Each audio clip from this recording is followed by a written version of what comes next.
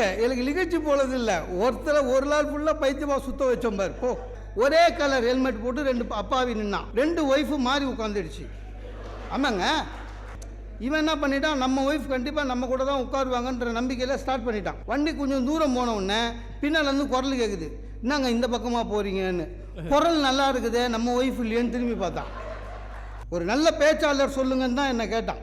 புலவர் கீரன் அப்படின்னா. ஒரு நிமிஷம் கழிச்சு சொன்னால் அவர் செத்துட்டாரேங்க.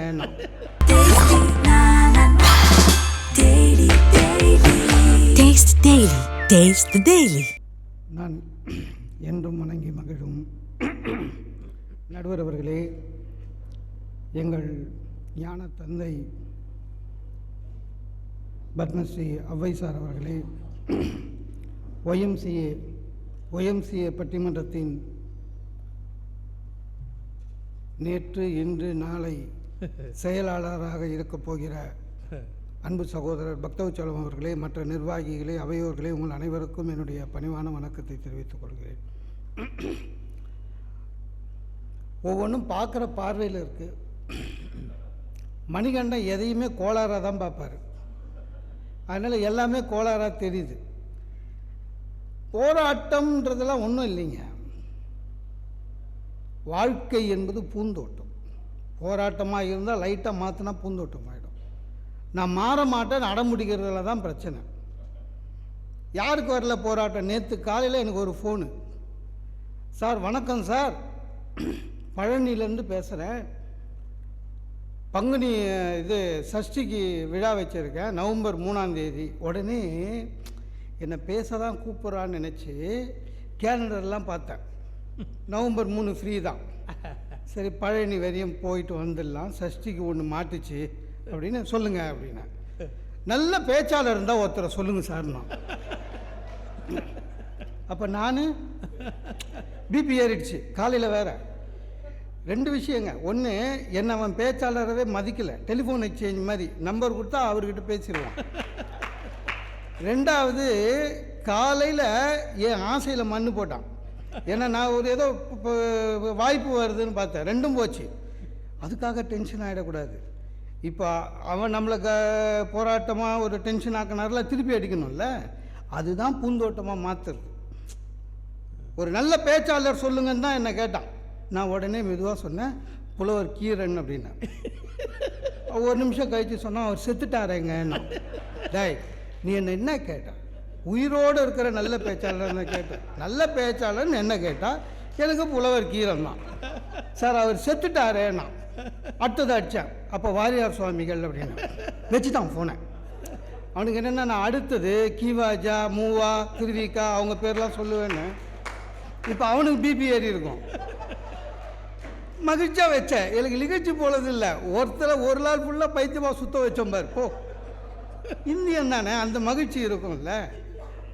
சார் அப்படி தான் நடக்குங்க. சார் 29C இந்த பக்கம் நில்லுங்களேன், இந்த பக்கம் வராது பஸ்ஸு. எதிர்க்க லைனாக அதே பஸ்ஸு போகும் பார்த்துக்கிறீங்களா? காலையில் லேபுக்கு டெஸ்ட்டு ரத்தத்தை கொடுத்துட்டு என்ன ரிப்போர்ட் வரப்போதோ பயந்து போவோம். அன்றைக்கின்னு பார்த்து தெரு ஃபுல்லாக கண்ணீர் அஞ்சலின்னு போஸ்டர் ஓட்டியிருப்பான். ஆமாங்க, 42ஆம் நம்பர் வீடை தேடின்னு ஒரு தெரு ஃபுல்லாக போனாங்க. தெரு 41ஓடு முடிஞ்சு போச்சு. வேறு தெருவும் அது. அதெல்லாம் ஆகும், டென்ஷன் ஆகும். அதை பற்றிலாம் கவலைப்படக்கூடாது. 39 சைஸுக்கு தேடினா 38 இருக்கும், 40 இருக்கும். நம்ம சைஸு இருக்காது. டென்ஷன் ஆகக்கூடாது. வேறு ஏதாவது எடுத்துன்னு வரணும்.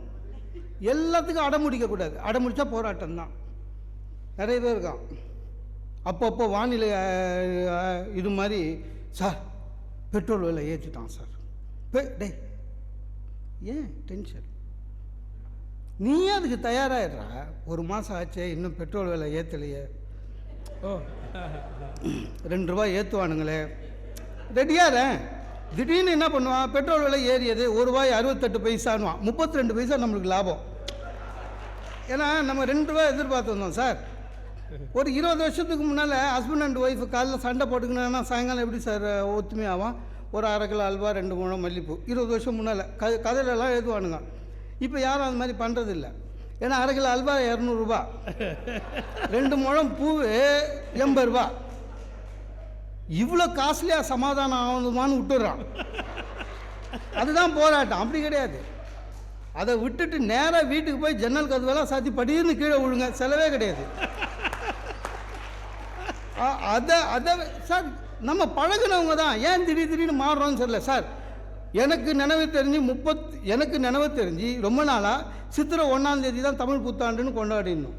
சரியா? திடீர்னு ஒரு கவர்மெண்ட் வந்தது, இல்லை தை 1 அப்படின்ச்சு. நம்ம ஏதாவது சொன்னோமா? இல்லை. அப்புறம் கவர்மெண்ட் மாறிச்சு, இல்லை சித்திரை 1. நம்ம ஏதாவது சொன்னோமா? இல்லை. நாளைக்கு வேறு யாராவது வந்து மாலை அமாவாசை அன்னைக்கு தான் தமிழ் புத்தாண்டுனாலும் ஒத்துக்க போகிறோம். ஏன்? நமக்கு தேவை ஒரு நாள் லீவு.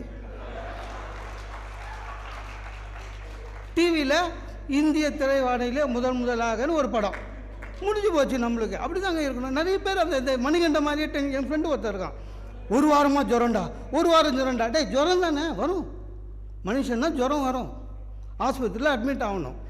அட்மிட் ஆனால் கிட்னி எடுப்பானுங்க. எல்லாத்துக்கும் ரெடியாடுறா. எடுக்கலைன்னா நீ ராசி. ரெடியாரு. நீ நான் ஜுரமே வராமல் 300 வருஷம் வாழறதுக்கு ஆமையா? நீ மனுஷன் தானே, ஒரு 100 வருஷம் இருந்துட்டு போய் தொலைய. சார் கல்யாணம் ஆகுது sir, husband and wife honeymoon போகிறாங்க. ஏன்? அந்த 10 நாளாவது ஒழுங்காக இருப்போன்னு மகிழ்ச்சியாக. வந்த பிறகு சண்டை போட்டு, சில பேர் அங்கேயே சண்டை போட்டுன்னு வந்துடுங்க, டிக்கெட்டை கேன்சல் பண்ணி. இந்த டிவிக்காரனுங்க சேனல்காரனுங்க சும்மா இருக்க மாட்டான். அந்த ஹனிமூன் போனவன் கப்புள்ஸ் பின்னாலேயே கேமரா தூக்கின்னு போயிடுறான். போய் எவனும் ஆம்பளைங்க கிட்ட கேள்வி கேட்குறதே இல்லை. அந்த லேடிஸ் கிட்ட உங்களுக்கு பிடிச்ச ஹீரோ யார்? எல்லா பொண்ணும் சொல்லி வச்ச மாதிரி அஜித், விக்ரம், சூர்யா, விஜய். ஒரு பொண்ணு கூட பக்கத்தில் இருக்கிற ஹஸ்பண்டை காமிச்சு இவர் தான் எனக்கு ஹீரோ சொல்லவே சொல்லாது. நம்மளால அதை பற்றி கவலைப்பட மாட்டான். அவன் ஹேண்ட்பேக்கை பையில் வச்சுன்னு கூடவே நிற்பான், ஏதாவது ஃப்ரேம்லையாவது வரணுமேனு. அப்படிதானுங்களே. பின்னங்க அது உண்மை, அந்த மாதிரி உண்மையை தாங்க சொல்லுது. ஏன்னா அஜித்தை வந்து நம்மளும் பார்த்துருக்குறோம், நம்ம மூஞ்சியும் பார்த்துக்கிறோம். அந்த மாதிரி மனசில் இருக்கிற உண்மையை தான் சொல்லுது. ஏதோ பெருந்தன்மையாக நம்மக்கிட்ட ஒய்ஃபாக இருக்குது, அதை காப்பாற்றிக்கணும். அதுக்கிட்ட போய் சண்டை போடக்கூடாது. நீ எப்படி சொன்னா, நான் தானே உனக்கு சோறு போட போகிறேன், அஜித்தா வந்து சோறு போட்டே. போராட்டம் இல்லை, பூந்து. என் ஃப்ரெண்டுங்க அவன் ஒய்ஃபை கூட்டின்னு வரத்துக்கு அவங்க மாமனார் வீட்டுக்கு போனான். வழியில் ஓவர் ஸ்பீடுன்னு போலீஸ் பிடிச்சிட்டான். போராட்டம் தான். மொபைல் கோர்ட்டுக்கிட்டு போயிட்டாங்க. ஜட்ஜி வழக்கப்படி கேட்டார், ஃபைன் கட்டுறியா ஜெயிலுக்கு போறியான்னாரு. போராட்டம் தான். ஆனால் வச்சான் பாருங்க, ஐயா மாமனார் வீட்டிலேருந்து என் ஒய்ஃபை கூட்டிகிட்டு வரத்துக்காக புறப்பட்டேன். ஒய்ஃபை கூட்டிகிட்டு வர்றதுக்கு புறப்பட்டேன், யாராவது ஓவர் ஸ்பீடில் போகிறானா ஐயானா. ஜட்ஜி யோசிச்சார், ஏன்னா அந்த ஆளு கல்யாணம் 20 வருஷம் ஆகுது. கேஸ் டிஸ்மிஸ்ன்னு அனுப்பிச்சிட்டார். அதுதாங்க, அப்படிதான் வாழ்க்கை போராட்டத்தை நம்ம பூந்தோட்டமாக மாற்றிக்கணும். என் வீட்டில் திடீர்னு ஒருத்தன் வந்தாங்க, அவன் மாதத்தில் கொஞ்சம் விஷயம் தெரிஞ்சவன் அவனே சொன்னான். சும்மா வந்து டீ குடிச்சிட்டு போய் சும்மா இல்லாமல் இன்னும் ஒரே படிக்கட்டு வச்சுக்கிற வாசல்லன்னா. ஏன்டானே படிக்கட்டு மினிமம் 2 இருக்கணும். எப்படின்னா லாபம் நஷ்டம் லாபம். நீ 3ஆவது கால் வைக்கிறது லாபத்தில் கால் வைக்கணும்னு. நான் இத்தனை வருஷமாக நஷ்டத்தில் தான் கால் வச்சுருந்துக்கிறேன். அவன் சொல்லிட்டு போயிட்டான், எனக்கு நம்பிக்கை இல்லை. இருந்தாலும் மனசு சங்கடமாயிடுச்சு. உடனே இடிச்சிட்டு படிக்கட்டு எக்ஸ்ட்ராவாக கட்டுறதுக்கு கையில் காசு இல்லை. போராட்டம் தான். ஆனால் இப்போ அப்படி இல்லை. நேராக போவேன், ஷூ வைப்பேன், கங்காரு மாதிரி ஒரு தாவி குதிப்பேன், லாபத்தில் குதிக்கிறேன். எக்ஸசைஸுக்கு எக்ஸசைஸாகவும் ஆச்சு, மனசு திருப்தியாகவும் ஆச்சு. போராட்டமே இல்லை, பூந்தோட்டம் தான். அட என்னங்க, ஒரு சின்ன மாற்றம், அவ்வளோதான். ஒய்ஃபு புது புடவை கட்டின்னு வந்து நிற்கிது, எப்படிங்க இருக்கேன் நான் அப்படின்னு. வள்ளுவர் சொன்னார், காந்தி சொன்னார், உண்மையை பேசணும். உண்மையாக கேவலமாக இருக்குது நான் சொல்ல முடியும்? இல்லை. சூப்பராக இருக்க, அசின் மாதிரியே இருக்க அப்படின்னா ஒரு வாரம் தள்ளலாம். அதை வச்சுக்கிட்டேன். நம்மால் அசினுக்கு கசின் மாதிரி கூட கிடையாது, அது தெரியும். சார் கல்யாணம் ஆகி 5 வருஷம் கழிச்சும் ஒருத்தர் மகிழ்ச்சியாக இருக்கான்னா என்ன அர்த்தம்? பூந்தோட்டமாக வீட்டை மாற்றிட்டான்னு அர்த்தம். அந்த அம்மா எது சொன்னாலும் உன் இஷ்டப்படி செய்யுமா, முடிஞ்சு போச்சு. வாழ்க்கை பூந்தோட்டமாயிடும். வாழ்க்கையை போராட்டமாக நினைக்காமல் பூந்தோட்டமாகவே நினைச்சு ராஜா மாதிரி இருக்கிற ஒரு ராஜாவை எனக்கு தெரியும். நீங்கள் கூட பார்த்துருப்பீங்க, இங்கிலாந்து ராஜா. அவருக்கு அதிகாரம்னு ஒன்றும் கிடையாதுங்க, எல்லா ராணியமாக தான். எங்கே போனாலும் கூட போகணும், அவ்வளோதான் அவர் வேலை. எதுக்காவது கஷ்டப்பட்டுருக்காரு அவர்? ஐயோ வாழ்க்கை இப்படி ஆயிடுச்சு, எல்லாரும் ஒய்ஃப் ராணின்னு தெரிஞ்சு போச்சு. கூட போவார். வருஷத்துக்கு 5 செட்டு கோட் சூட் எடுத்து கொடுக்குறாங்க. போட்டுன்னு கூட போவார். அந்த மாதிரி தான் கை கொடுக்கும். இவர் சும்மா தான் நிற்பார். விம்பிள்டன் வருவார், அந்த மாதிரி தான் கப்பு கொடுக்கும். இவர் சும்மா தான் நிற்பார். காம்படிஷன் யாருக்குன்னா அவருக்கும் அந்த அம்மாவோட செக்யூரிட்டிக்கும், யார் கிட்ட போய் நிற்கிறாங்கன்னு. அவ்வளோதான். அதுலேயே மகிழ்ச்சியாக வரான். அப்படி வாழ்க்கை அப்படி தாங்க இருக்கணும். நான் கிளம்புனேன் ஆஃபீஸுக்கு. என் ஒய்ஃப் திடீர்னு வந்தால் என்னை எங்கள் ஆஃபீஸில் எதுவுமே விட்டு போங்கன்னா, அது முதல்ல சொல்ல மாட்டாங்க. அந்த கிளம்பும் போது தான் சொல்லுவாங்க. என் ஆஃபீஸு இந்த பக்கம் 3 கிலோமீட்ரு, அவங்க ஆஃபீஸு அந்த பக்கம் ஒரு 3 கிலோமீட்ரு. நான் இப்படி போயிட்டு திரும்ப இப்படி போனோம். எரிச்சல் தான், போராட்டம் தான். ஆனால் மாதமான வாங்குகிறோம்ல காசு, முறைச்சிக்க முடியுமா? பின்னால் உட்கார வச்சிங்கன்னா நேராக போனேன். அவங்க ஆஃபீஸ் எப்படின்னா காம்பவுண்ட்லேருந்து டைம் ஆஃபீஸே 1 கிலோமீட்ரு. 1 கிலோமீட்டர் போய் டைம் ஆஃபீஸில் விட்றா. அவங்க செக்ஷன் ஆஃபீஸர். நான் என் ஆஃபீஸில் டிஜிஎம்மு, அவளோட பாஸ் வெறும் செக்ஷன் ஆஃபீஸரு.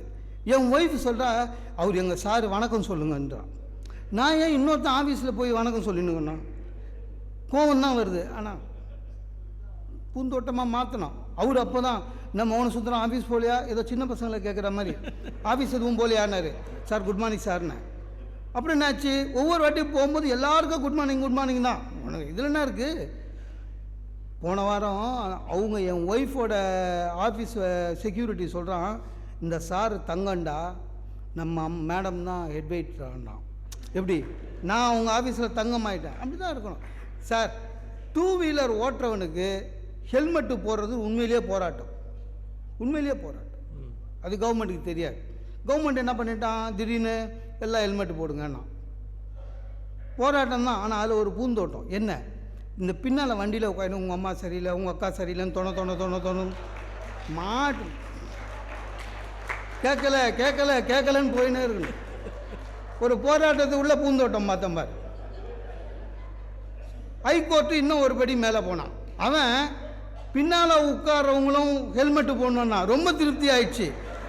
கொண்டைக்கும் சேர்த்து ஒரு ஹெல்மெட் வாங்கி மாட்டிட்டான். நம்மால் அப்பவும் அந்த விண்ஷீல்டை தூக்கிட்டு பேசிக்கினே வரா. அது வேறு விஷயம்.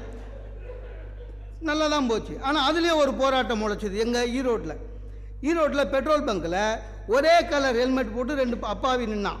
2 ஒய்ஃபு மாறி உட்காந்துடுச்சு. ஆமாங்க, இப்போ ஒய்ஃபுங்களாம் ஹஸ்பண்டை ஐடென்டிஃபை பண்ணுறதே ஹெல்மெட்டு பைக்கு கலர் வச்சு தான். இவன் என்ன பண்ணிட்டான், நம்ம ஒய்ஃப் கண்டிப்பாக நம்ம கூட தான் உட்காருவாங்கன்ற நம்பிக்கையில் ஸ்டார்ட் பண்ணிட்டான். வண்டி கொஞ்சம் தூரம் போன உடனே பின்னாலேருந்து குரல் கேட்குது, என்னங்க இந்த பக்கமாக போகிறீங்கன்னு. குரல் நல்லா இருக்குது, நம்ம ஒய்ஃப் இல்லையேன்னு திரும்பி பார்த்தான். வேறு மூஞ்சி நல்லா இருக்குது, நம்ம ஹஸ்பண்ட் இல்லையேன்னு நின்றுட்டாங்க. நல்ல காலம் செல்ஃபோன் கண்டுபிடிச்சான். இவன் அவனுக்கு ஃபோன் பண்ணி அவன் வந்து 2 பேரும் ரோட்லேயே ஒய்ஃபை எக்ஸ்சேஞ்ச் பண்ணிக்கினானுங்க. இது போராட்டம். ஆனால் எனக்கு கவலை இல்லை. ஹெல்மெட்டில் என் ஃபோட்டோ இப்போ ஒட்டிக்கினேன், தொலையவே மாட்டேன். போராட்டம்னு நினச்சாதாங்க போராட்டம். சார் சொந்தக்காரன்லாம் எவ்வளோ பெரிய பிரச்சனை தெரியுமா? அவனை வந்து திட்டவும் முடியாது, ஊர் ஃபுல்லாக போய் சொல்லுவான். எங்கள் மாமா ஒருத்தருக்கான், எப்போ வீட்டுக்கு வந்தாலும் அந்த சின்ன வயசில் நம்மளை பார்த்த மாதிரி நினைக்கிறேன். எனக்கே 50 வயசு ஆயிடுச்சு. நீ இன்னும் இருந்தால் நான் என்ன பண்ணுறது? அதே மாதிரி இந்த சின்ன வயசில் பேசுகிற மாதிரி டாய் வாடா போடா, ஒய்ஃப் எதிர்க்கிய அவளே எப்போ கூப்பிடணுங்கிறா. அவள் எதிர்க்க வாடா போடா. உள்ளே நுழையும் போது என்னடா மாதம் வருவாருங்க, என்ன ப்ரொமோஷன் வாங்கிட்டியா? ஏதோ அவர் வேலை செய்கிற இடத்துல மாதம் ப்ரொமோஷன் வாங்கின மாதிரி. எப்போ பாரு ப்ரொமோஷன் வாங்கினியான்னாரு. என்னை வேலையில் வச்சுருக்கிறதே பெரிய விஷயம். ப்ரொமோஷன் வாங்கினியான்னார். உடனே ஒய்ஃபு அவரை போய் கேட்டீங்களே வாங்க மாமான்னு ரொம்ப தொல்லை பண்ணார். அவருக்கு ஒரே ஒரு போராட்டம் தான். அதை பூந்தோட்டமாக மாற்றினேன், அன்பால் மாற்றினேன். ஒன்றும் இல்லை, என் ஒய்ஃபுக்கிட்ட சொன்னேன், மாமா வந்திருக்காரு, போய் டீ ஒன்று எடுத்துக்குவாங்க, ஸ்பெஷல் டீ ஒன்று. இந்த ஸ்பெஷல் டீனா ஒன்றும் இல்லைங்க. இன்னும் கூட நம்மளில் நிறைய பேருக்கு இந்த பேகு போட்டு பாலில் டீ குடிக்க தெரியாது. எங்கள் சொந்தக்காரன் யாருக்கும் தெரியாது, எங்கள் மாமாவுக்கு தெரியவே தெரியாதுன்னு எனக்கு தெரியும். இவ ஸ்பெஷல் டீ கொடுன்னு அந்த அது வரையும் ஒன்று கத்தின்னு இருந்தார். என் ஒய்ஃபு பாலில் ஒரு டீ பேக்கை போட்டு பார்த்த உடனே மூஞ்சி மாறிடுச்சு அவருக்கு. என்ன மாப்பிள்ள அப்படின்னாரு. டீ அப்படின்னா இது எப்படி குடிக்கிறது? பேச்சு சப்த நாட்டியும் அடங்கிடுச்சு. முகத்துலலாம் வேர்வை, பிபி ஏறுது. எனக்கு தெரியுது முகம் பார்த்தாலே. பயந்துட்டார். இது எப்படி குடிக்கிறதுன்னாரு. நான் சொன்னேன் டிப் அப்படின்னா. நான் வந்து வெள்ளைக்கார மாதிரி எதிர்க்க சோஃபாவில் கால் மேலே கால் போட்டு நான் என் ஒய்ஃபு பாவம் அவர் பின்னால் நின்று பாவங்க நான் உத வாங்குவேன். இவருக்கு இதான் என்னாச்சு இப்படி ரொம்ப மெதுவா அப்படின்னா டக்கு டக்கு டக்குன்னு அடிச்சார். இந்த கார்பரேஷனில் பம்பை தண்ணி அடிக்கிற மாதிரி. அது ரொம்ப அடித்தோம்னா நம்ம வாங்குகிற கம்மி விலை டீ தூள் இல்லை உள்ளே புட்டுக்குவோம். அது அடிச்சுட்டு அவருக்கு என்ன பண்ணுறது தெரியல. இந்த டீ பேக்கை வெளில எடுத்துகிட்டு குடிக்கிறதா இல்லை உள்ளே போட்டு குடிக்கிறதா தெரியல பாவம். அவர் என்ன பண்ணார், அந்த டீ பேக்லேருந்து அந்த கயிறு எடுத்து அப்படி வச்சுட்டு இப்படின்னாரு. அது கரெக்டாக அந்த வைக்கும்போது பேகு வாயில் போயிடுச்சு. அந்தாலும் அந்த டீ கப்புக்கும் டீ பேக்குக்கும் நடுவில் டீயை பிடிச்சி இழுக்கிறான். டீ வரல.